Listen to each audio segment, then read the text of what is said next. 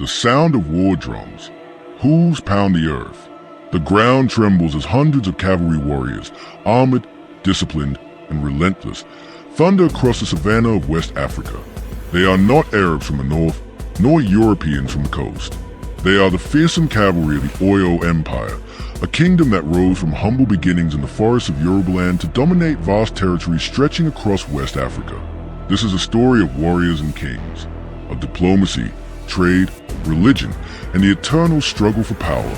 This is the story of the Oyo Empire. The Oyo Empire was one of the greatest African states to emerge before colonial conquest.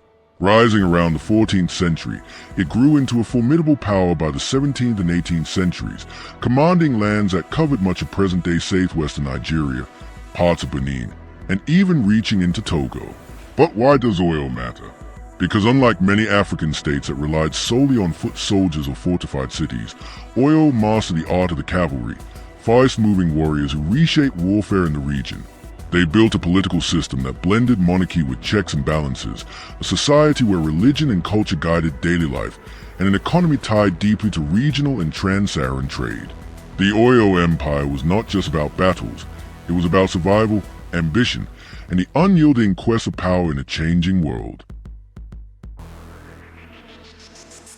The roots of Oyo lay with the Yoruba people, one of Africa's most vibrant and enduring civilizations. According to oral traditions, the Yoruba trace their origins to Eye life, regarded as a sacred spiritual heart of their world. It was here, the myths say, that the god descended to create the earth. Oyo itself emerged in the 14th century, founded by Aramian, a son of a Dujua, the legendary progenitor of the Yoruba. Aramian became the first Alafin, the sacred king of Oyo. Over time, his descendants transformed Oyo from a modest forest kingdom into a formidable regional power. But unlike the coastal Yoruba states like Lagos or Wife, Oyo thrived in the savannah zone, where horses could survive and be bred. This environment gave rise to what would become Oyo's most feared weapon, its cavalry. Yet Oyo was not just about kings and horses. It was a civilization built on culture and governance. At the center of its politics was the Alafin, who was both king and spiritual leader. But the Alafin was not absolute. His power was balanced by the Oyo Messi, a councillor chief who represented the will of the people and could even compel a king to commit suicide if he ruled unjustly. This balance of power made Oyo unique. A monarchy, yes, but one with an embedded system of accountability. 5 to 10 o'clock. Narration. By the 16th century, Oyo had grown into a state of ambition. Its cavalry allowed it to dominate neighbors, expanding into the north and west. Control of trade routes gave Oyo access to vital resources, salt, cola nuts, textiles, and later firearms acquired through coastal trade. Trade. Oyo's strategic location allowed it to connect the trans-Saharan trade routes with coastal commerce. Goods moved through Oyo, ivory, leather, and slaves flowing north, horses, cloth, and guns flowing south. This economic dynamism enriched Oyo's nobility and strengthened its armies. Religion. The Oyo Empire was deeply spiritual. The Alafin was seen as a divine ruler, the earthly representative of the gods. Shango, the thunder god and deified former king of Oyo, was especially revered. Rituals, festivals, and sacrifices reinforced the empire's cosmic order. Yet Islam also spread into Oyo through trade and northern contact. By the 17th century, Muslim scholars and traders played an important role in Oyo's markets and diplomacy, blending with Yoruba traditions without erasing them. Culture. Oyo was a center of art, music, and oral tradition. The palace in the capital, Oyo Isle, became a hub of political ceremony and cultural life. Griots and bards sang of Oyo's victories, while artisans crafted beads, textiles, and iron weapons that symbolized status and power. Warfare, but above all, Oyo was feared for its military.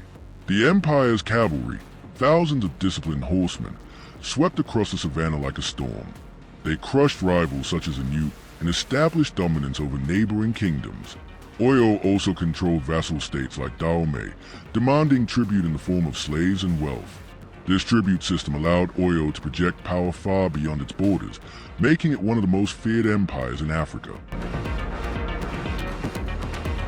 By the 18th century, Oyo stood at the height of its glory. Its armies dominated West Africa, its economy flourished, and its kings were respected from the Sahara to the Atlantic. The empire was so powerful that European traders along the coast spoke of Oyo as one of the greatest states of Africa. But empires rise, and empires fall. Internal tensions grew as powerful chiefs challenged the Alafin's authority. Tribute states like Dahomey resisted Oyo's domination.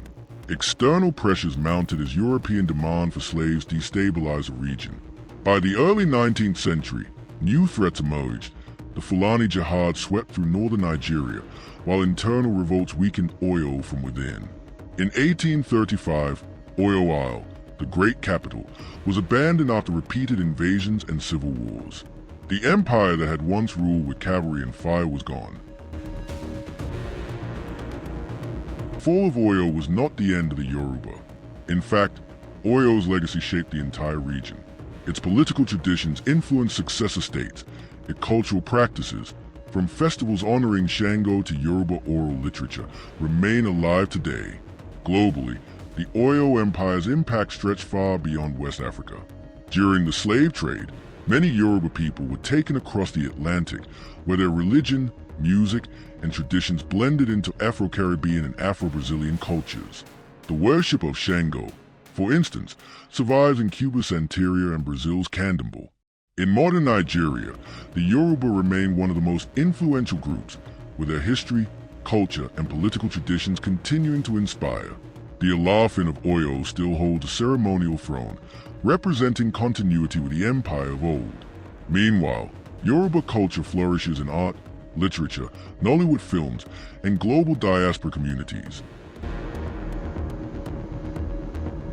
The Oyo Empire was more than a kingdom of warriors. It was a civilization of balance between kings and chiefs, between tradition and Islam, between culture and conquest. Its story is a reminder that African history is not defined by colonial conquest, but by powerful empires, rich traditions, and lasting legacies. When the drums of Oyo's cavalry echo across the imagination, we are reminded of the might of a people who once ruled the savannah. Warriors and kings, culture and faith, the Oyo Empire remains a symbol of resilience and greatness in Africa's past.